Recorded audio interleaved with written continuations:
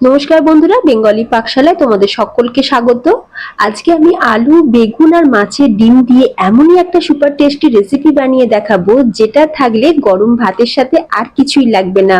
একটা স্পেশাল মশলা দিয়ে আজকের এই মাছের ডিমটা রান্না করব। রসুনের ব্যবহার করবই না, রসুন দিলে এই মশলার ফ্লেভারটা একদম চলে যাবে। তাই ছাড়াই মাছের ডিম দিয়ে বেগুন রান্নাটা করে দেখাবো। তাহলে ভিডিওটা শেষ করে তোমাদের দেখতেই হবে। তাহলে চলো রেসিপি শুরু করা যাক। তো সবার প্রথমে এখানে আমি 400 গ্রাম কাতলা মাছের ডিম নিয়েছি। তোমরা যে কোনো মাছের ডিম দিয়ে কিন্তু এই দুর্দান্ত স্বাদের রেসিপিটা বানাতে পারো।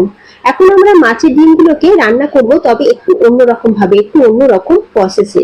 তো এখানে আমি কড়াইতে বেশ কিছুটা জল প্রথমে গরম করতে দিয়েছিলাম। জলটা এখন বেশ গরম হতে শুরু হয়েছে। এখন এই গরম জলের মধ্যে আমরা মাছের ডিমটাকে দিয়ে দেবো।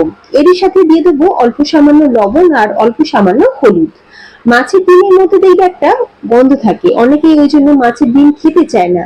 তবে যদি এইভাবে রান্না করা যায়, মাছের ডিমে কিন্তু এতটুকু স্মেল থাকবে না। রিসেন্টলি আমি মাছের ডিম দিয়ে দু রকমের ভিডিও বানিয়ে দেখিয়েছি।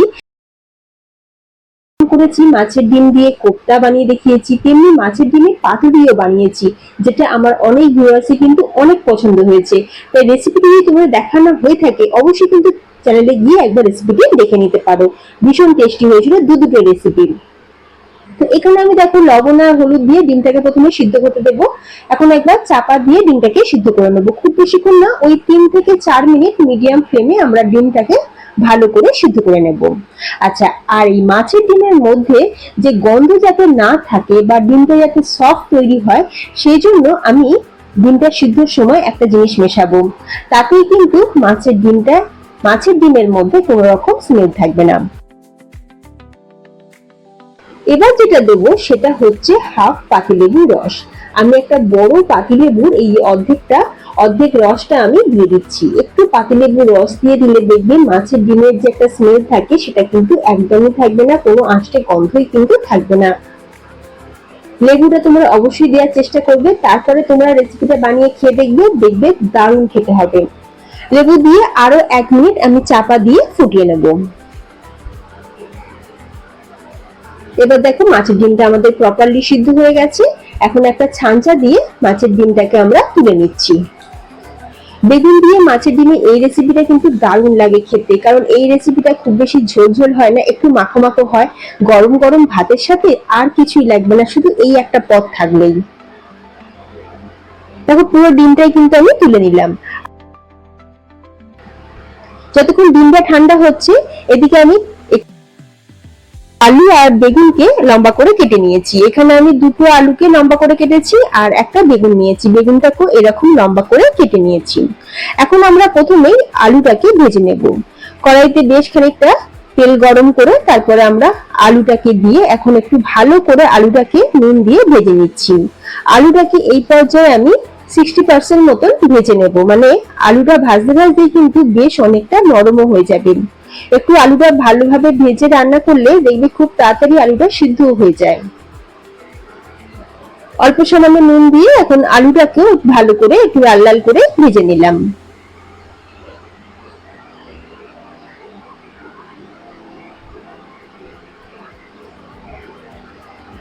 আলু ভাজা হয়ে গেছে, তুলে রেখেছি।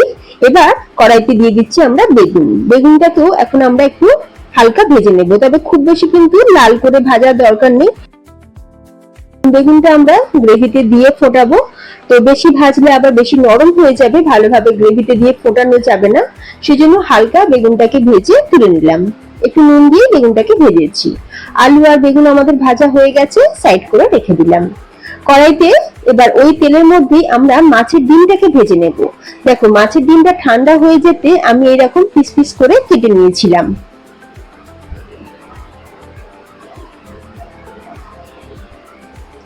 ছোট ছোট পিস করে দেখো মাছের ডিমটাকে আমরা কেটে নিয়েছিলাম। এখন ডিমটা খুব ভালো করে লাল করে ভেজে নেব।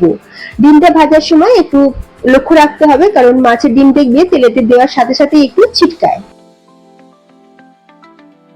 তো সেই জন্য একটু কেয়ারফুলি ডিমটাকে ভালো করে ভেজে নিতে হবে, একটু লাল লাল করে ভাজতে হবে। যতক্ষণ ডিমটা ভাজা হচ্ছে আমি একটা স্পেশাল মশলা, যেটা এই রেসিপির জান, তো আমি সেই মশলাটা তোমাদের দেখাবো। তার আগে আমি এখন চাপা দিয়ে দিচ্ছি।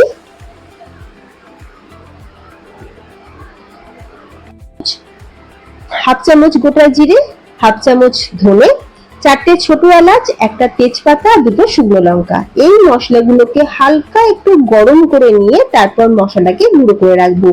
এই মশলাটা কিন্তু রামবান মশলা, এই মশলা দিলেই কিন্তু রেসিপির স্বাদ আরো বাড়বে।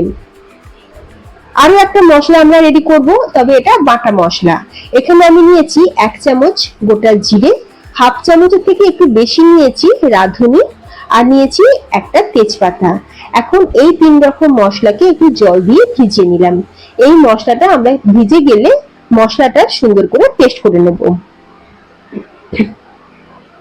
এই রান্নাতে জিরে বাটা দিলে ফ্লেভারটা কিন্তু ভীষণ ভালো আসে, টেস্টটাও খুব ভালো হয়। আর এদিকে দেখো মাছের ডিমটাও খুব সুন্দর করে আমরা ভেজে নিয়েছি। ডিমটা ভাজা হয়ে গেছে, তুলে রেখে দিলাম। তারপর কড়াইতে দিয়ে দিলাম সর্ষের তেল। ভাজাটা যদিও সাদা তেলে করেছি, তবে রান্নাটা কিন্তু আমি করব সর্ষের তেলে। মাছের যে কোনো রেসিপি যদি সর্ষের তেলে করা হয় তাহলে টেস্ট কিন্তু খুব ভালো আসে। তবে তোমরা যারা খাও না সর্ষের তেল, তো তোমরা স্কিপও করতে পারো, সাদা তেল দিয়েও করতে পারো। তেলের মধ্যে প্রথমে দিয়ে দিচ্ছি অল্প সামান্য একটু চিনি, এতে করে গ্রেভির কালারটা খুব ভালো আসবে। আর দিয়ে দেবো 2টো গোটা শুকনো লঙ্কা একটু ফাটিয়ে দিয়েছি, হাফ চামচ গোটা জিরে আর একটা তেজপাতা। এখন ফোড়নটাকে আমরা খুব ভালো করে ভেজে নেব। সর্ষের তেল ভালো করে গরম হয়ে গেলেই কিন্তু ফোড়নটা দিতে হবে। এবার দিয়ে দিচ্ছি একটা পেঁয়াজ। এখানে আমি একটা মিডিয়াম সাইজের পেঁয়াজকে এরকম সরু সরু করে কেটেছিলাম, একটা পেঁয়াজই দিলাম, কারণ এই রান্নাতে খুব বেশি কিন্তু মশলাপাতির দরকার লাগে না, অল্প মশলাতেই হয়ে যায়। একটা পেঁয়াজ দিলাম। এখন পেঁয়াজটাকে এখন গোল্ডেন ব্রাউন করে আমরা ভেজে নিচ্ছি। গ্যাসের আঁচ আমি এখানে মিডিয়ামে রেখেছি। অল্প সামান্য একটু নুন দিলাম যাতে পেঁয়াজটা তাড়াতাড়ি নরম হয়ে যায়।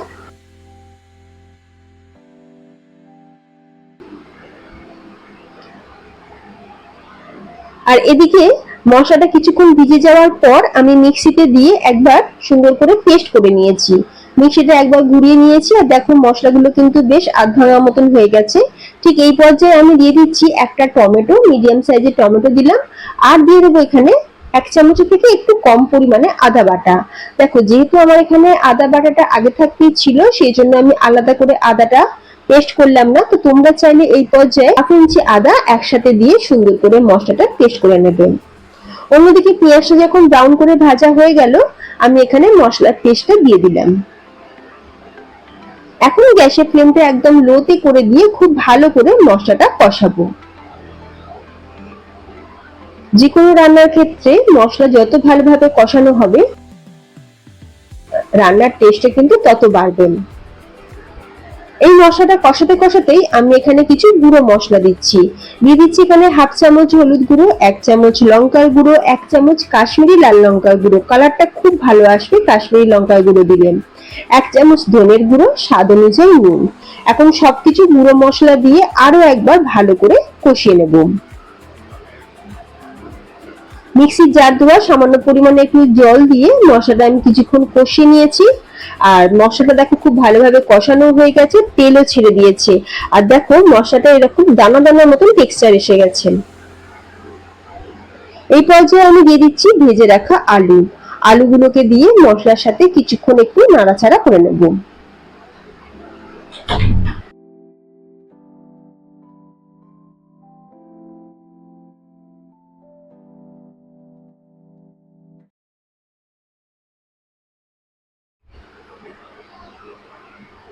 আলুটাকেও মশলার সাথে কিছুক্ষণ একটু নাড়াচাড়া করে নেওয়ার পর আমি দিয়ে দিচ্ছি এখানে 4 কাপ পরিমাণে জল।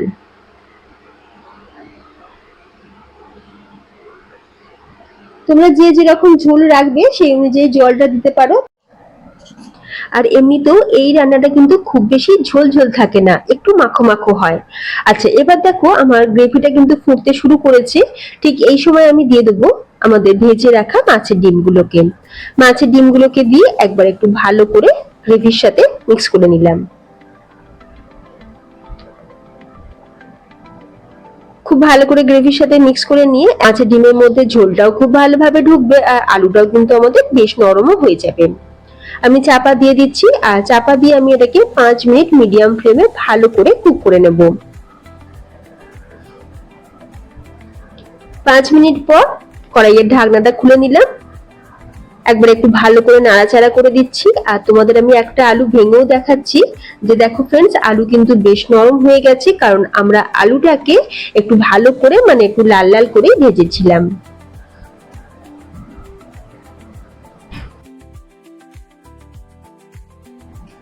এবার যখন আলুটা নরম হয়ে গেছে, তো আমি এখন দিয়ে দিলাম ভেজে রাখা বেগুনগুলোকে। এখন বেগুনগুলোকে আমরা গ্রেভির সাথে একটু ভালো করে ফুটিয়ে নেব।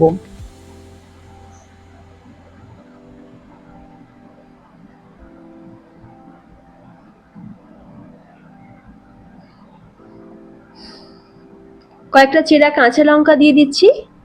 ঝালের পরিমাণটা তোমরা তোমাদের স্বাদ অনুযায়ী বাড়িয়ে কমিয়ে নিতে পারো।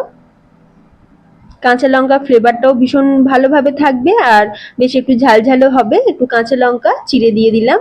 আর এবার আমরা দিয়ে দিচ্ছি এখানে গরম মশলা গুঁড়ো, ওই 1/4 টিস্পুন পরিমাণে একটু গরম মশলা গুঁড়ো দিয়ে দেবো। আর দিয়ে দেবো আমাদের সেই স্পেশাল মশলা, যেটা আমরা ভেজে গুঁড়ো করে রেখেছিলাম।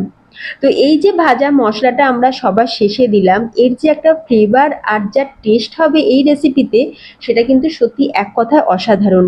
পেঁয়াজ রসুন দিয়ে আমরা তো বাড়িতে মাছের ডিম রান্না করে খাই, রসুন ছাড়াই বাড়িতে একবার ভাজা মশলা দিয়ে এইভাবে রান্না করে খেয়ে দেখো, খেতে দারুণ লাগবে।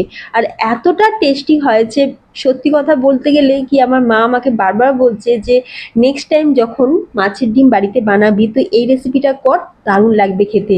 আর তো ভাত রুটি দুটো দিয়ে খেয়েছিলাম, তবে ভাত দিয়ে খেতে দারুণ লেগেছিল, মায়ের তো ভীষণ পছন্দ হয়েছে।